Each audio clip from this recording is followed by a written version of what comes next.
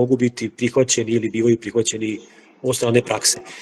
Nisam pripremio prezentaciju, tako da evo, na ovaj način ću pokušati da vam predstavim šta se desilo, uzeli smo za primer našu sortu Moravu. Inače, Poljoprivredni fakultet i naš departman već gotovo 7 decenija, više od 7 decenija koliko i postoji, se bavi oplemenjivanjem, odnosno novih sorti. Sad, vinogradarstvo je dosta specifično, svaka oblast je specifična, samim tim i vinogradarstvo, a specifičnost se ogleda u tome da je naravno osnovni proizvod zbog čega sadimo vinograda jeste proizvodnja vina, a tržište vina je dosta konzervativno. Dakle, potrošači su obično navikli na određene sorte, na određene vinarije, tako da u tom smislu neko unošenje inovacija u tom smislu na tržište jeste zaista dosta zahtevno i dosta kompleksno, ali naravno da i to može.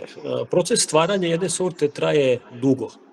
Kada je u pitanju vinogradarstvo, to je 15-20 godina, pa tek posle tih 20 godina vi imate neku sortu, 20 godina ste radili na nečemu i na kraju, ako imate, pored svog truda, ako imate sreće, ćete imati neku dobru sortu koja ima neke bolje osobine od nekih do tada gajenih sorti, uopšte iz nekog razloga ste počeli da je stvarate. Međutim, to što je sorta bolja i što ima bolje karakteristike, ne znači da će ona biti odmah i prihvaćena. Dakle, potrebno je da posle tih 15, 20, 25 godina prođe još jedan niz godina, 10, 15, 20, zavisno od sorte do sorte, da bi se pokazalo da li će ona biti prihvaćena od strane potrošača, od strane tržišta ili pak neće. Vinogradari, ma koliko ona bila dobra, teško će se opredeliti da podignu novi vinograd od neke nove sorte ukoliko za to nemaju tržište. Sad, ovde pokušavam da vam objasnim koliko je prilično specifična i zahtevna negde naša uloga da pored tog procesa oplemenjivanja i stvaranja sorti moramo se i dalje baviti sortom i pružiti još mnogo toga da bi ta neka sorta našla svoje mesto na tržištu. Kao primjer, evo, navešćemo sortu Morava. Sorta Morava koja je 2003. godine, pa ste pre više od 20 godina, a rad na stvaranju ove sorte je počeo još negde 86. godine kada je izvršeno ukrštenje, dakle pre gotovo, evo, u odnosu na današnji dan pre 40 godina. Posle procesa evaluacije i priznavanja sorti koja je završen 2003. godine smo tek počeli proces formiranja matičnih zasada. Dakle, to je opet jedan proces koji traje 5-6 godina gde mi treba da formiramo matični zasad koji će se koristiti za proizvodnju sadnog materijala bez da znamo da li će biti potrebe za ovom sortom. I otprilike kad se to sve završi, vi ste tek spremni da sortu ponudite vinogradarima. Kao što rekoh, vinogradarije neće saditi ukoliko ne prepoznaju da je mogu prodati. Dakle, naša uloga, odnosno ono što i mi radimo kao departman na našem oglednom dobru, da pored toga što sorte podižemo zasade, proizvodimo i vino od naših sorti. Tek kada vinogradari prepoznaju da određeno vino mogu da plasiraju na tržište, bez obzira koliko im gajanje te sorte olakšava proizvodnju, oni će se tek u tom momentu odlučiti da podignu zasad. I ovo sad zaista deluje dosta sporo i dosta dugo traje, evo 3, 4, 5 decenija bavljenja jednom sortom da bi na kraju, da kažem, uspeli na neki način da napredimo naše vinogradarstvo, ali i to jeste moguće. Sad, i mi kao oplemenjivači, kada počinjemo nešto da radimo, pazite, govorimo o 50 godina, dakle, treba znati dobro postaviti ciljeve, oplemenjivačke ciljeve, šta želimo da dobijemo. Ali, kažem, tu je jako teško biti vidovnjak i znati šta će biti potrebno za 50 godina, dakle, treba tu, da kažem, značajan jedan segment i sreće, odnosno da se i neke druge okolnosti. Što se tiče same sorte Morava, u tom momentu kada je ona priznata, to je jedna sorta koja se odlikuje povećanom otpornošću na gljivične bolesti, što je čini zaista pogodno za proizvodnju, bile su priznavane još neke sorte, od kojih smo, da budem iskreno, očekivali više. Mislili smo da će prenaći put do vinogradara i do tržišta. Međutim, u kontekstu klimatskih promjena i svega ovoga što se izdešavalo, ispostavilo se da je sorta Morava baš ta koja je uspela da nađe put do vinogradara.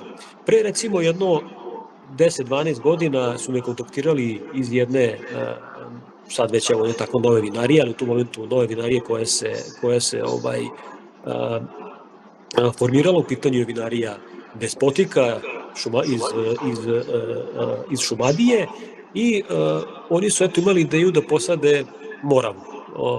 U vinogradarstvu je zadnjih 20 godina trend posle one šardonizacije, kada su svi sadili samo nekoliko sorti poput Šardonea, Merlova, Cabernea, da posade i neku lokalnu sortu. Međutim, nisu znali šta i izbor je negde pao na tu novu sortu moravu. Međutim, bilo je jako riskantno predložiti jednoj novoj vinariji koja se tek pojavljuje na tržištu da posadi novu sortu. Obično kad imate neku novu vinariju, savjetujte ih, hajde idite s nekim poznatim sortama, pronađite mesto na tržištu, pa onda krenite i sa nekim sortama drugačijim. Međutim, eto, oni su posadili i Merlot i Chardonnay, Prokupac kao jednu staru autohtonu crnu sortu i posadili su i Moravu kao novostvorenu belu sortu. I ono što je meni zaista bilo vrlo zanimljivo i čemu sam se, moram reći, prilično i obradovo, a to je da je, iako je nova vinarija, najprodavanije vino te vinarije jeste postala baš sorta Morava.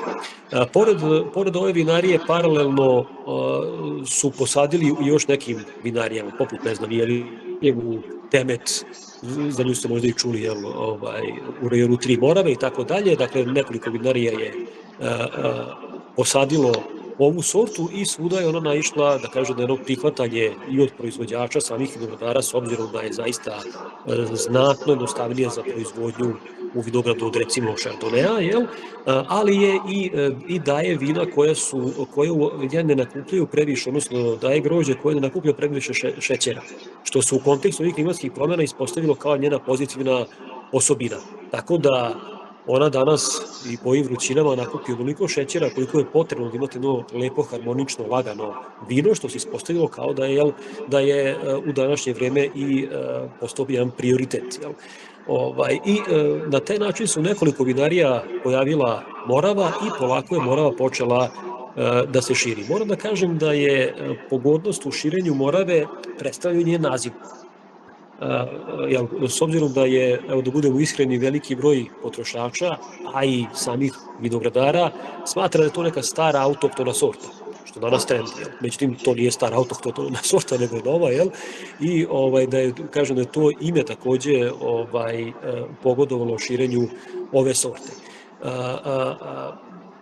Kao što sam rekao već, jedno 7-8 vinarija, na Fruškoj gori recimo vinarija Deurić, dosta poznato njihovo vino Severna Morava, koje je takođe od ove sorte. Da bi na kraju tih nekoliko proizvođača došlo do toga, ali mogu reći znatno brže nego što smo očekivali, da su oni prepoznali da je Morava vrlo značajna za njih, vrlo značajna za Srbiju, i da hoće dalje da zajedno rade na, da kažem, i promociji ove sorte, ali i iznalaženju raznih tehnologija kako naprediti kvalitet vina ove sorte, te su pre nekih nepunih mesec dana imali i udruženje proizvođača grožđa od sorte Morava. Pazite, 5 relativno velikih vinarija se okupilo i formiralo udruženje proizvođača sorte Morava. Ako gledamo u svetu, ovakvih primjera nema baš puno. Dakle, da se proizvođači okupe oko određene sorte. Imamo primjera da se okupe oko određene regije i tako dalje, što jeste normalno u vinogradarstvu, ali ovde smo uspeli, odnosno desilo se da su se proizvođači okupili oko jedne sorte, formirali udruženje i sa mog aspekta kao oplemenjivača, neko koji je učestvovao u radu na ovoj sorti, u njenoj valorizaciji, ovo je zaista jedan veliki uspeh, gde su mi uspeli da jednu relativno mladu sortu, novu sortu dovedemo u tu fazu da se proizvođači okupljaju, formiraju udruženje baš za proizvodnju grožđa od ove sorte. Moram još da kažem da je trenutno, ako gledamo vinogradarstvo Srbije, naravno da je Chardonnay, Merlot, Cabernet jesu vodeće, ali kada pričamo o novim zasadima koji se sade, ako pričamo o domaćim sortama, gde mislim na autohtone stare sorte i na naše novostvorene sorte, 2 sorte su vodeće po pitanju podizanja zasada. To je Prokupac, čuli ste za njega, verovatno jedna stara sorta, i sorta Morava kao jedna novostvorena sorta, tako da je negde i asocijacija, odnosno Savez vinara i vinogradara i prepoznao ovo, dakle da su počeli i oni da promovišu ovu sortu. Tako da evo, čisto jedan naš primer kako od jednog, moram reći, naučnog rada koji je dosta zahtevan, ali vrlo često ne bude uvek prihvaćen od strane prakse, smo uspeli, evo, došli smo do toga da postane danas jedna, pa mogu da kažem i vodeća sorta kada je u pitanju Srbija. Evo, toliko sam sad da Dragoslave, kažem. hvala mnogo, ja se zahvaljujem zaista, ovo je jedan odličan primer, jedino što bi možda dali kao, ajde kažemo, neku specifičnost, da je izuzetno dugo trajao taj proces, je li tako, od uspostavljanja i tako dalje do njegovog brendiranja, ali sada je taj brend dobio i neku dodatnu vrednost, ima, tako reći, klub obožavalaca na neki način, što je svakako cilj svake, ajde kažemo, svake privredne aktivnosti, ali ovde imamo, kažemo, i taj primer gde je bukvalno, što vi kažete, iz jednog naučnog rada, došli smo upravo do ovih koraka, kažem, ali eto, određeni vremenski okviri su bili u pitanju, tako da vam se ja zaista zahvaljujem na ovom izuzetnom prilici da čujemo ovako jedno iskustvo, koje je, da kažemo, jedan od lepih primera. Tako da danas nastavljamo dalje sa programom ove radionice i ja bih pozvao sada da